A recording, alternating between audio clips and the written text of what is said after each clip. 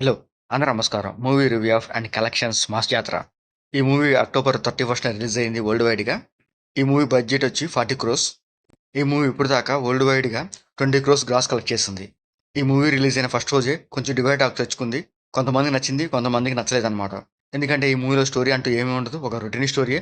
ఆ routine story తగ్గట్టే ఆ action scenes, dialogues, comedy scenes same అలాగే ఉంటాయి. ఈ మూవీ చూడంగానే నాకు కొంచెం 'విక్రమార్కుడు' సీన్స్ గుర్తొచ్చాయన్నమాట అక్కక్కడ. ఈ మూవీలో Ravi Teja character railway police character అనమాట. రైల్వే పోలీస్ అంటే రైల్వే స్టేషన్‌లో ఉన్న పరిధిలో వచ్చే కేసులే చూసుకోవాలనమాట. కానీ రవితేజ ఏం చేస్తారంటే ఊర్లో ఉన్న గొడవలు కూడా సాల్వ్ చేయడానికి ట్రై చేస్తూ ఉంటారనమాట. అప్పుడు విలన్ ఊరుకోడు కదా! సో, అసల ఆ విలన్‌కి అండ్ రవితేజకి మధ్య ఉన్న గొడవ ఏంటి? అసలు ఏం జరిగిందనేది ఈ మూవీ స్టోరీ అనమాట. ఇదొక వెరీ సింపుల్ స్టోరీయే. ఆ సింపుల్ పాయింట్‌ని చాలా సింపుల్‌గానే చెప్పడానికి ట్రై చేశారు. కానీ అది చూసినప్పుడు మనకు కొంచెం రొటీన్‌గా అనిపిస్తాయి సీన్స్. ఎక్కడ ఇంట్రెస్ట్‌గా అన్నట్టు ఏమి అనిపించవనమాట సీన్స్. ఈ మూవీలో ప్రతి సీను ఏదో ఒక మూవీలో రవితేజని చూసినట్టు అనిపిస్తాయి తప్ప గాని, ఈ సీన్ కొత్తగా ఉంది అన్నట్టు ఎక్కడ ఉండదనమాట. ఆ సీన్స్ తగ్గట్టే రవితేజ యాక్టింగ్ కూడా అలాగే ఉంటది. అండ్ ఈ మూవీలో రవితేజ తెలంగాణ స్లాంగ్ ఒకటి ట్రై చేశాడు. అదైతే పెద్దగా వర్కౌట్ అవ్వలేదనమాట. చూడ్డానికి కూడా, వినడానికి చాలా కష్టంగా అనిపించింది కొన్ని కొన్ని సీన్స్ అయితే. ఈ మధ్య మన తెలుగు హీరోలు తెలంగాణ స్లాంగ్ కోసం చాలా బాగా ట్రై చేస్తున్నారు. కానీ అవి పెద్దగా వర్కౌట్ అవ్వట్లేదనమాట. ఇంకా ఈ మూవీలో స్టార్టింగ్‌లో రవితేజ ఇంట్రడక్షన్ సీన్ బావుంటది. ఆ తర్వాత కామెడీ సీన్స్, డైలాగ్స్ అవి చూడడానికి బాగానే ఉంటాయి. First half okay. బాగానే ఉంటది. ఇంకా సెకండ్ హాఫ్ కూడా అదే స్టైల్‌లో రొటీన్‌గానే వెళ్తూ ఉంటది. ఎక్కడ కొంచెం సీన్స్ కొత్తగా అనిపించవు. సేమ్ రవితేజ డైలాగ్స్, ఆ యాక్షన్ సీన్స్, ఆ కామెడీ సీన్స్ అలాగే ఉంటది సెకండ్ హాఫ్ కూడా. హీరో విలన్ ఇంటికెళ్ళి తొడగొట్టి, మీస తిప్పి, మేలేసి ఒక ఫైట్ సీన్ ఉంటది. మనం ఇలాంటి ఫైట్ సీన్స్ మంచి యాక్షన్ మూవీస్‌లో చూస్తూ ఉంటాము. సో, రవితేజ మూవీస్‌లో కూడా ఇలాంటివి చాలానే చూసాం. అండ్ ఈ మూవీలో కూడా అలాంటి ఒక ఫైట్ సీన్ ఉంటది. అది కూడా చూడడానికి బాగానే ఉంటది.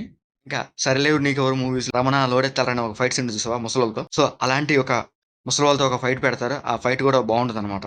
ఇంకా ఈ మూవీ క్లైమాక్స్ కూడా చాలా భారీగా ప్లాన్ చేశారు. ఓ భారీ ఫైట్‌తోనే ఈ మూవీ ఎండ్ చేసేస్తారనమాట. ఇంకా ఈ మూవీలో Ravi Teja character railway police character అప్పుడు ఆ క్యారెక్టర్ తగ్గట్టుగా తన డైలాగ్స్ అండ్ తన యాక్షన్ చాలా బాగుంటది. ఇంకా ఈ మూవీలో శ్రీలీల క్యారెక్టర్ పర్లేదు బాగానే ఉంటది. తన క్యారెక్టర్ తగ్గట్టుగా యాక్టింగ్ అండ్ పెర్ఫార్మన్స్ బాగుంటది. అండ్ రవితేజ అండ్ శ్రీలీల మధ్య సాంగ్స్ బావుంటాయి. ఇంకా ఈ మూవీలో రాజేంద్ర ప్రసాద్ క్యారెక్టర్ ఉంటది. తను రవితేజకి తాతగేశాడనమాట.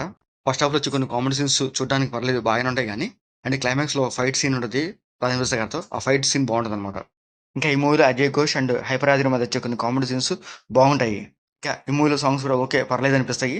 అండ్ దానికి తగ్గట్టే బీజీఎం కూడా బాగానే ఉంటది. ఇంకా ఈ మూవీ టెక్నిక్ కూడా ఓకే. పర్లేదనిపిస్తది. ఎందుకంటే ఈ మూవీలో కొన్ని భారీ యాక్షన్ సీన్స్ ఉంటాయి. అవి చూడడానికి బాగానే ఉంటాయి. ఇంకా ఈ మూవీలో బ్లడ్ సీన్స్ గాని, అడల్ట్ సీన్స్ గాని అట్లాంటియేమి లేవు. ఇంకా ఈ మూవీ ఓవరాల్‌గా అయితే ఒకసారి చూడొచ్చు. మరి మీరు ఎక్కువగా ఎక్స్‌పెక్ట్ చేయకుండా రవితేజ ఒక కమర్షియల్ మూవీ ఎలా ఉంటదో సేమ్ అలాగే ఉంటది. Ravi Teja dialogues, comedy scenes, action scenes, songs, dance ఇవన్నీ ఒక రొటీన్ కమర్షియల్ మూవీ ఎలా ఉంటదో అలాగే ఉంటదనమాట.